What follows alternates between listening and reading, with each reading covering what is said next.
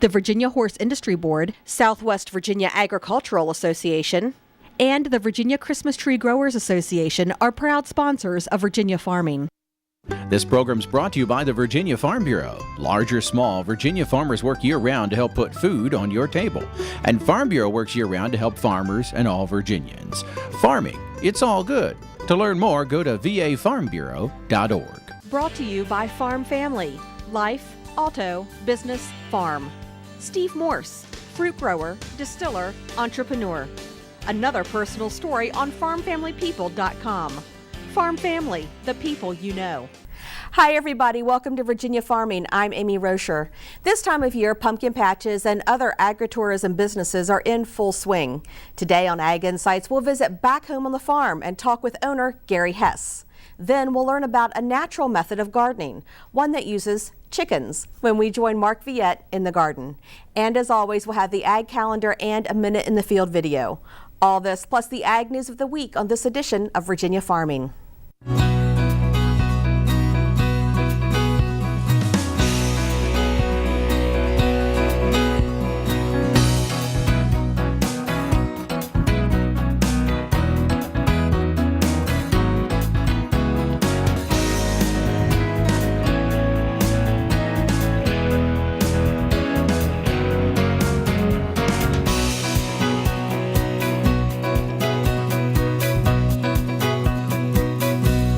Production numbers for Virginia's small grains are up, but yield numbers are down due to excessive rain. According to VDAX, the final 2013 production for Virginia wheat totaled 17.1 million bushels, which is 9% above last year's crop. Area harvested for grain is 35,000 more acres than last year, but average yield is down 3 bushels below last year. Virginia's barley production totaled 3.36 million bushels, 11% above last year's crop. Planted acreage is 2,000 more than last year, and the area harvested is 4,000 more than last year. Barley yield still stayed the same as last year at 82 bushels per acre, again because of excessive rain. Oat production in the Commonwealth is another story. Oats totaled 140,000 bushels. That's 53% below last year's crop. Planted acreage is 1,000 less, and area harvested for grain is 2,000 acres below the level set a year ago. Yield is also down 5 bushels from last year. Well, those grain production numbers could be the last numbers we see for a while, as the government shutdown is impacting farmers and markets. Many local USDA offices that service farmers are closed or have only essential staff. Farmers that rely on USDA for technical and financial assistance to install conservation practices may have to wait until after the shutdown, and farm loan processing is on hold. Mandatory price reporting and analysis conducted by USDA will be postponed for commodities such as dairy and peanuts. In some cases, like that of the dairy industry, an alternative price value will be used to calculate federal milk pricing formulas during the shutdown. USDA meat and poultry inspectors will continue working, and the FDA will continue high-risk recalls and investigations, but routine inspection activities will be suspended. Extension and rural development offices, however, are closed. Well, the Virginia State Fair recently concluded, but each day of the event, the fair hosted about 3,000 school children. These kids came to learn while having fun. It's a program called Education Expo.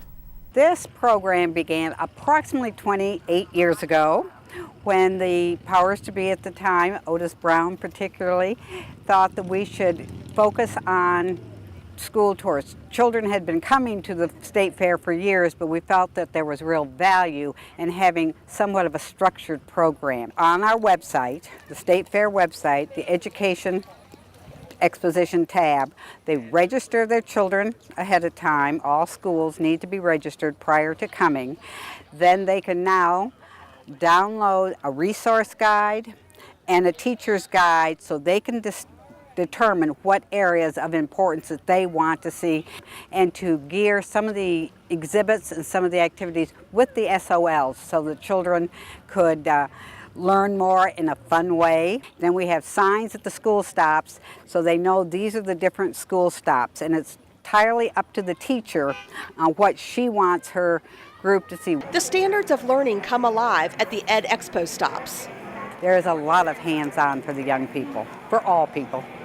That's why we really call it the largest outdoor classroom, because it's learning the whole time you're there. One young fairgoer was taking home a sunflower. He told me he was going to plant it in my garden, and it was going to grow so big. The State Fair's Education Expo is beneficial to kids of all demographics. These young people, so many, they come from the city and they haven't seen so much that we have here. I can remember one year that there was a group that there was a calf being born, and of course, who's seen that? And then the other side of the coin that I feel is important, that the schools that come from the rural areas really see the importance of what they're doing in their hometowns, or what their families are involved in, or what their community is involved in. So it's a win-win situation for all age groups. Fresh sweet potatoes are showing up at Virginia farmers markets and local food outlets, but it's too soon to tell whether some Virginia growers will have a good year. Clifton Slade, Virginia Cooperative Extension vegetable and produce specialist, said the people who set out their potatoes in early to mid-May have a decent crop, but for the people who set out in June, it's a bit disappointing. This year's extremely wet spring meant growers had no moisture shortages to worry about during planting season, but August turned dry and that slowed the development of the later planted crop. Now, that doesn't mean Virginia farmers won't ultimately have a good sweet potato crop. Sweet potatoes can be harvested until frost. Slade said yields so far for the early plantings are good. Growers are getting between 350 and 400 40-pound boxes per acre. An excellent yield is about 500 boxes per acre, but that's rare. Growers' prices are averaging $20 to $25 per box. Well, sweet potatoes probably are not on your tailgating menu, but the USDA reminds us, don't let foodborne illnesses ruin your game day experience. Pat O'Leary has some important tips. While the stadium is filling, tailgaters are grilling and serving up a variety of festive foods. To keep bacteria away on the big game day, take the advice of the USDA. When tailgating, you should plan ahead so that you bring to the tailgate party all the things necessary from your kitchen to keep food safe. The experts say to follow the 4 simple food safety guidelines, beginning with clean. Bring what you need to get the job done. Moist wipes or gel sanitizers are great for hand washing and cleaning surfaces.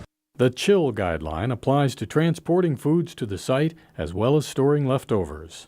Take foods from your cooler just before grilling or serving them, and then store the leftovers back in the cooler within 2 hours of serving with plenty of ice or freezer gels.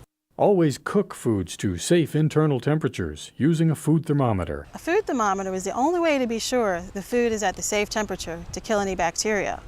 Ground beef should be cooked to 160 degrees Fahrenheit and chicken to 165. Bring hot foods, such as casseroles, in insulated containers and keep them hot. And separate, don't cross-contaminate. Be sure to bring plenty of paper plates so you can use one for the raw meats, another for the finished burgers, and one for raw vegetables, and so on. Don't let raw meat juices contaminate other foods. For more food safety tips, visit AskKaren.gov or call the USDA's Meat and Poultry Hotline at 1-888-MP-HOTLINE. For the U.S. Department of Agriculture, I'm Pat O'Leary. Thanks, Pat. According to a recent National Agricultural Statistics Service report, computer usage on farms has increased, as has the number of farmers who are using computers for their farm businesses. As many as 67% of U.S. farms now have internet access, compared to 62% in 2011. And more farmers have access to a computer, with 70% using one compared to 65% 2 years ago. The higher the farm income, the more likely owners are to use computers. 71% of crop farms and 70% of livestock farms reported computer access. Now, Virginia Farm Bureau Federation Commodity Marketing Specialist Tony Banks said many farmers use technology even more than most when you consider they may be using computers or technology dedicated to specific tasks, such as monitoring and adjusting climate and feed systems in livestock and poultry barns, or linking a satellite with GPS-guided equipment in the field. Corn mazes and pumpkin patches are busy places this time of year. Today, we'll visit back home on the farm and find out what makes this agritourism venue thrive. That's straight ahead on Ag Insights.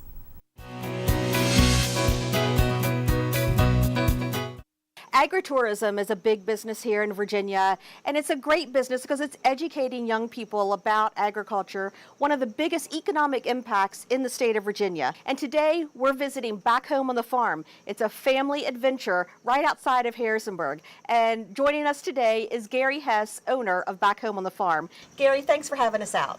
Thank you all for coming out to do an interview, and we'll see what we can talk to you about. So Gary, how long have you all been here? This is starting year number 9 for us out here. And how did you get this business started? What made you say, let's start this Back Home on the Farm thing? Well, it's a long story. We've tried to do a fall festival out at the greenhouse out on Route 11 South, and it had gotten a little out of hand for the parking lot that we had, and we happened to just think about it one day and said, well, why don't we just bring it out to the house? So that's what we did about 2 more years out there, and then decided to bring it out to the farm. So you brought it back to your farm. How many acres does Back Home on the Farm incorporate? The Back Home on the Farm is 60 acres. The family farm here is 239 acres. What kind of activities can people find to do here? We have the petting zoo animals. We do wagon rides to the pumpkin patch. We have the 60-foot underground slide.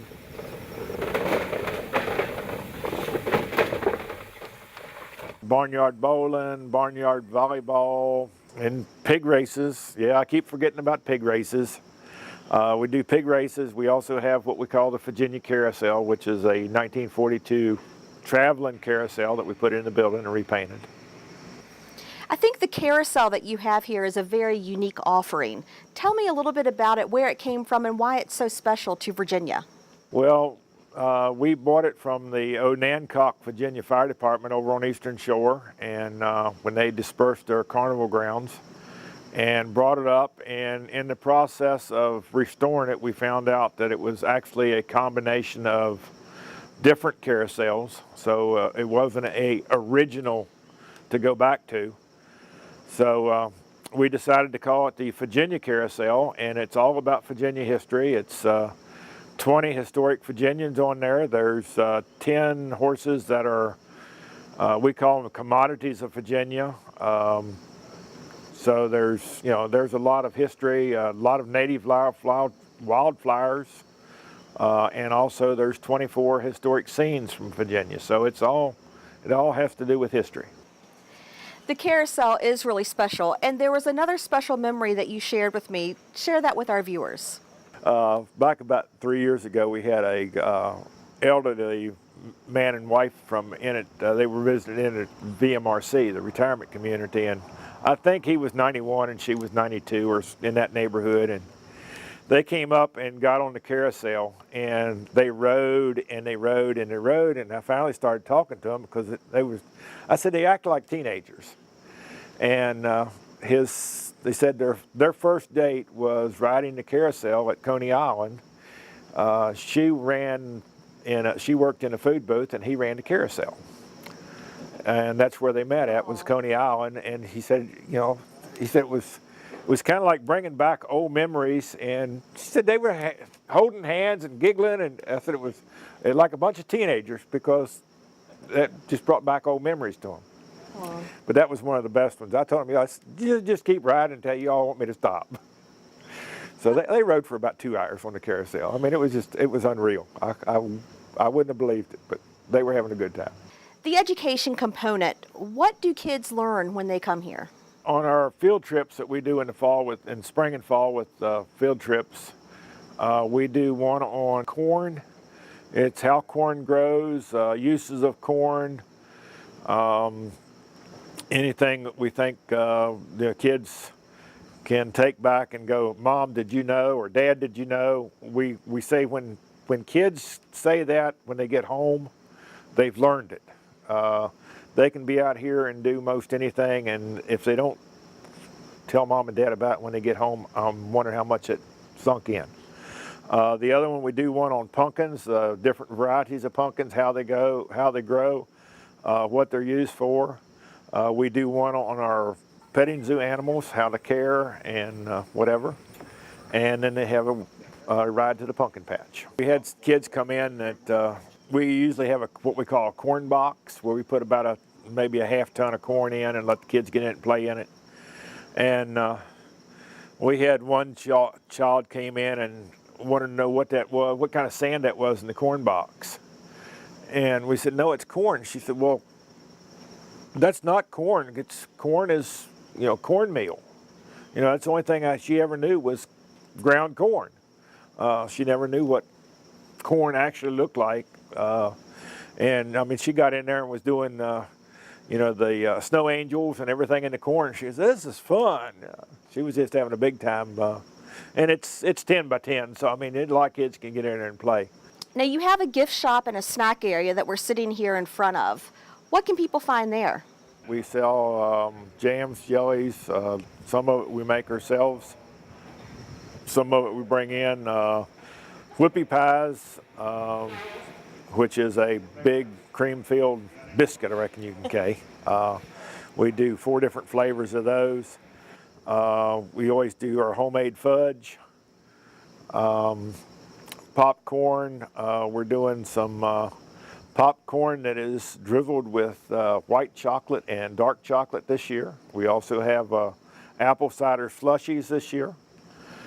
And so it's a little bit of everything out here. And with the food trailer, we do complete dinners.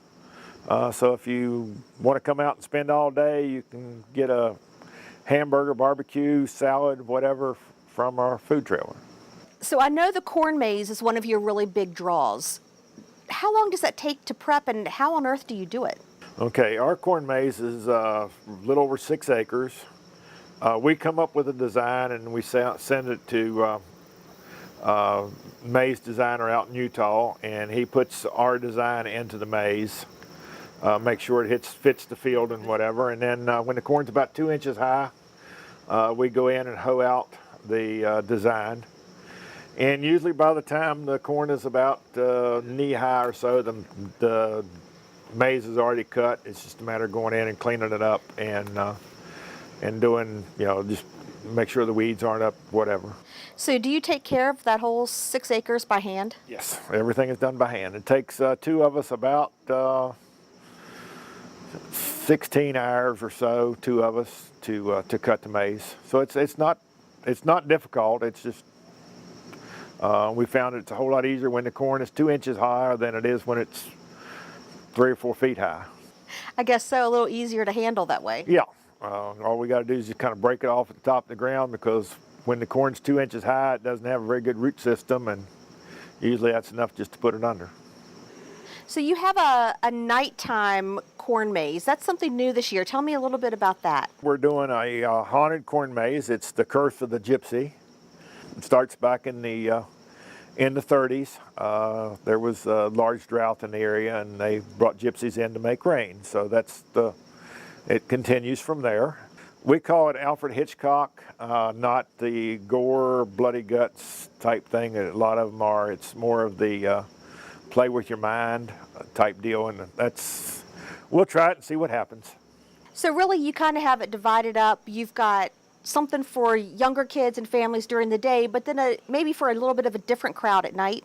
We call it the families by day, scary by night, because we close at 6 and the haunt will start at 7. Gary, thanks so much for having us out today. We really appreciate it and had a great time.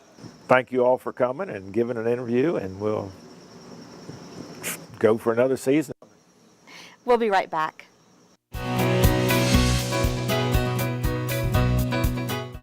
Adding a few chickens to your backyard garden not only adds interest, but chickens help create natural fertilizer. Let's join Mark Viette in the garden. Many of us are getting back to nature, getting back to old ways of gardening. And one of the new trends that we've seen all over the country is the addition of chickens right in your own backyard. And in many cities, this is even occurring. Now, always check local regulations, and you might only be allowed chickens and hens and no roosters. You really have to look into that, and there may be quantities you're only allowed to have. But it really is a more natural way of gardening. And if you look behind me, you'll notice the chickens scratching in the compost. They're feeding on the old vegetables. Plus, when this garden was full of vegetables, it was sectioned off where the chickens were able to come in, and if you have a grasshopper problem, guess what? They eat all the grasshoppers. So they might eat all the Colorado potato beetles. They may eat all the Japanese beetles. Chickens also like to work in old beds, and if you'll watch, you'll see them. They're loosening up the soil, so they're really helping prepare the garden for next year. So it's a great way of getting back to some of the older types of gardening. It's real important in vegetable gardening to rotate crops and also stage crops, and that's one thing that's happened in this garden throughout the year. So you have different crops coming again and again and again. And before you plant a new crop, you might add your own compost, or you might even add some of the manures that we can look at right here. And the chickens have been working on this here, and this is a mixture of compost. And if you look, it's nice and loose, and over time the chickens are going to work this in to the bed for next year, and this might even be cover crop later this fall or throughout the early spring months, depending on when you want to plant cover crops. Right here I've got buckwheat, which the chickens have just laid down. They were just let in this area just a day or two ago, but if you just look how loose the soil is. And just by adding a cover crop, you don't have to worry about double digging with a fork. But buckwheat is excellent in loosening the soil. And what it does, its roots grow down into the soil and just help break apart the soil. And what happens is when you get that soil and you put it in your hand, the soil is in little clumps. Formulated together, so you don't have to worry about the packing down of the garden. And then you can plant your plants next year. Maybe this will be tomatoes, where the tomatoes were over there. During this season, next year you'll put tomatoes here. So it's real important to rotate the crops. And I also find that the chickens eat weeds. So if you got weeds coming up, it won't be long between these beds here. All the weeds will be completely removed by the chickens. They also feed on the old beans, and we'll look in a minute at some lima beans, and so the chickens also feed on anything that falls to the ground. And in the process of feeding on all this material, the chickens reinvigorate the garden. So it's like they produce natural fertilizers right in your own garden, right in your own backyard. The only thing is, I may not want to wake up to that rooster at 4 o'clock in the morning. So, some of us may just want to have the hens. In addition to staggering your crops, consider planting varieties that bear over a long time period. You can plant bush beans or bush limas, and you can plant pole limas. And the pole beans last almost all season long, as you see here. Plant multiple varieties within a small area so you can get all the different types right to your dinner table. The other thing that you can keep in mind is when you have your own chickens, not only are they improving the garden, improving the soil, getting rid of pests, at the end of the day or early the next day, you can pick your very own homegrown fresh eggs. There's nothing like cracking open that egg, and instead of finding one yolk, you can find double yolks, and if you're lucky, you can even find triple yolks. In addition to the brown and white eggs, you can have green eggs, purple eggs, and even blue eggs. So there's a lot of advantages of growing your own chickens right in your own backyard, right next to your vegetable garden. I'm Mark Viette. Join me next time in the garden. Taking a look at the ag calendar, the 11th annual Powhatan Festival of the Grape will be held October 19th at Powhatan's Courthouse Square. More information can be found at PowhatanWineFestival.com. That does it for our show. Thanks for watching. Have a great week, everyone. I'm Amy Rocher for Virginia Farming.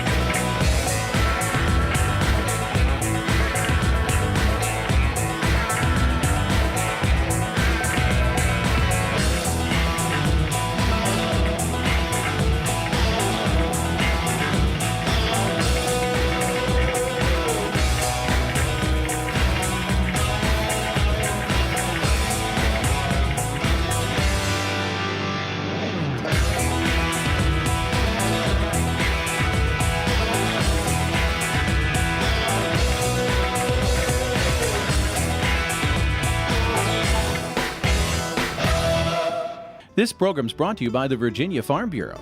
From apples to zucchini, Virginia farmers work hard to put food on your table.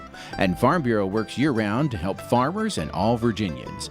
Farming, it's all good. To learn more, go to vafarmbureau.org. Brought to you by Farm Family, Life, Auto, Business, Farm.